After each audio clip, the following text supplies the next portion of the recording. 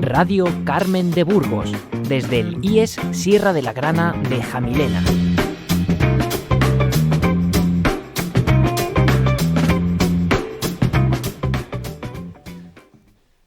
Buenas tardes, desde el IES Sierra de la Grana, en nuestra Radio Carmen de Burgos. Tenemos con nosotros a nuestra compañera Christelle, que ha querido estar con nosotros en el día de hoy para comentarnos un poquito más sobre qué tal su experiencia en España. Christelle ha venido para estar con nosotros durante 20 días y va a estar haciendo labores de auxiliar de conversación y además también va a estar dándonos apoyo con el bilingüismo y nos va también a dar nociones de cómo es la Unión Europea, de su origen y los valores europeos y democráticos.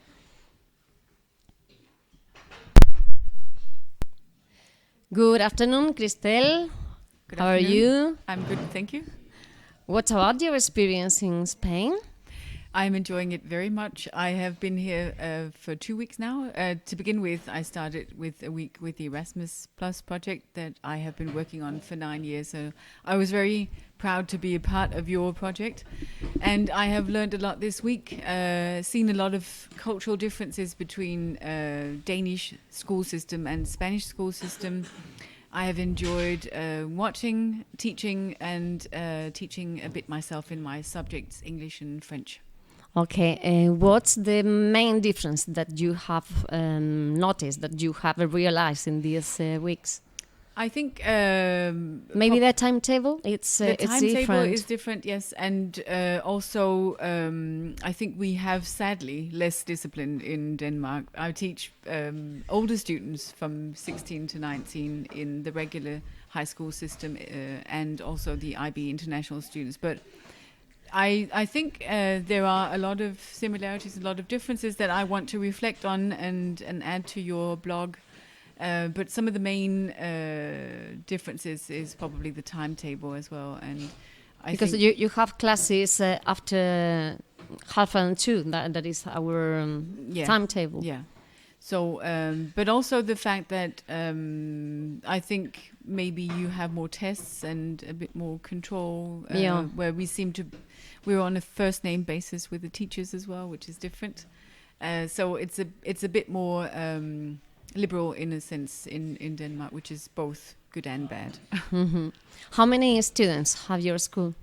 We have 650 students, and we have 7 different ways of studying. We have regular high school, and then we have business school and business high school system, and the IB, the International Baccalaureate. So we also have a boarding school because we have a lot of international students coming from different countries. So we are a mix of being an international school and a regular state school.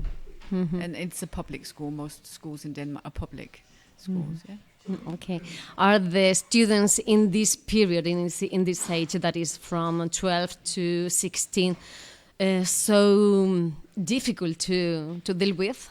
Or are they more relaxed than in Spain? It depends on the classes. A lot of our students are very attentive and very wonderful to teach, and I enjoy teaching both Danish students and international students. But obviously the students are a bit older, so they have a bit more maturity and they know a bit more about responsibility.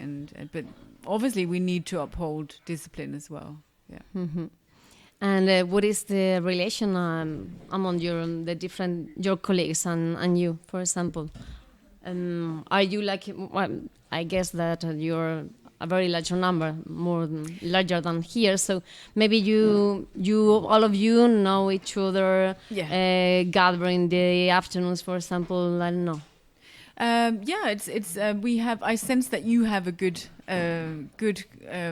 contact between your colleagues as well, and we're about 50 teachers. We are 22. Yeah. So we have lunch together, and we have a lot of social activities for the students and teachers, and Yeah, so it's a very nice place to teach, and I get the sense that this is the same for you. Okay. What another differences that you have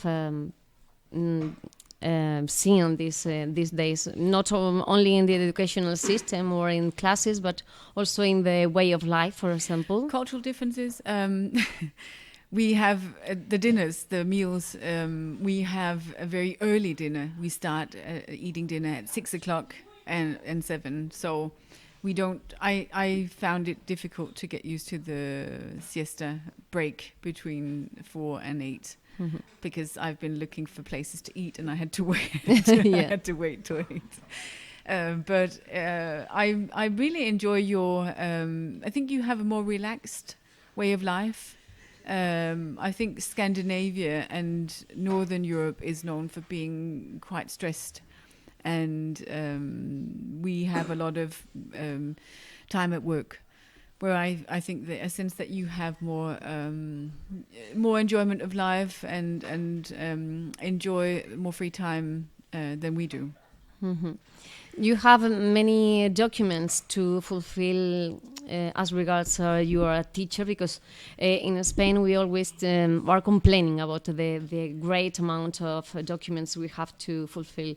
I don't know, maybe because one student has not passed one test, for example, or another because it has special necessities. So it is the same in your country. You have to fulfill a lot of documents in order to justify in some way your way of teaching this type of students. No, we don't have to do that. I think we have people working in different parts of the school in registration and in the offices, the office administrative workers doing that part for us. Yeah. So the individual teacher doesn't have to do a lot of official paperwork. Yeah, well, it's not official in the way that administrative, but I mean, we have to justify in some way why you have why some students have not have failed the test, for example. What can we do to make that student to fulfill, to have to improve and to get the objective, the aims of some specific lesson? So we have to justify with a lot of documents of paper. It's not administrative, it's more than teaching. Yeah, we don't have that responsibility in the same way. It's a different system. Yeah. Yeah. Okay. Seguimos aquí ahora con dos de los alumnos de tercero de la ESO, con Alex Martínez y con Francisco, y no quieren preguntarle a nuestra entrevistada algunas cositas. Alex, come on. Christelle, what do you like most in Spain? I like a lot of things in Spain. I obviously like the weather because we are known, obviously, as a Scandinavian country with very cold temperatures. So I like the weather. It's been raining while I've been here, but still, it's very mild. And I love the mountains because we're a very flat country, so we don't have any mountains. So I'm really enjoying the nature of this beautiful region, and obviously the food as well, and just your way of life. I like the nightlife that you have, that you go out at night, because in Denmark a lot of people, because it's so cold in the winter, a lot of people stay indoor, but you tend to go out a lot in the evening and enjoy the food and wine. So that's a lot of things. That was another question. Francisco, what was your question? What is your favorite food in Spain? Ooh, I think paella I love that, and the Spanish omelette, churros. So all the classic cliches of Spanish food. And Alex? Where are you living in Spain? I live in Jaén, in the city center, just on the Avenue Madrid, so right in the center. There's a lot of traffic, but I'm enjoying being in the city center, and it's close to the bus station, so it's very easy. Did you see the cathedral? Yes, I have actually been to Jaén earlier because we had an Erasmus Plus project with a school in Torre del Campo, your neighbor town, and we saw the cathedral on the inside. I haven't been on the inside of the cathedral this time, but I'm going to go there. So it's a very beautiful cathedral. And the castle. And the castle, I saw that as well when I was here 2 years ago. But we went with the Erasmus teachers last week as well. How was the last week with the crazy Erasmus week? How was? It was very good. I have done a lot of these trips over the years. I've done 3 projects, so a lot of mobilities, and I've been planning like you have as a coordinator. It's a lot of work, but it pays off during the week when you see that everyone's happy and everyone's enjoying themselves. So I really enjoyed it, and thank you so much, Susanna, for all your hard work with the project. Thank you. Why did you decide to come to Spain? Well, I decided to go to Spain because I've always wanted to learn the Spanish language. As a French speaker and English speaker, I'm learning Italian and I want to learn Spanish. But I also enjoy the Spanish culture a lot. I think you have a very beautiful country. I like the people, and I like your nature and the different regions. I've seen a lot of Spain actually over the years as well.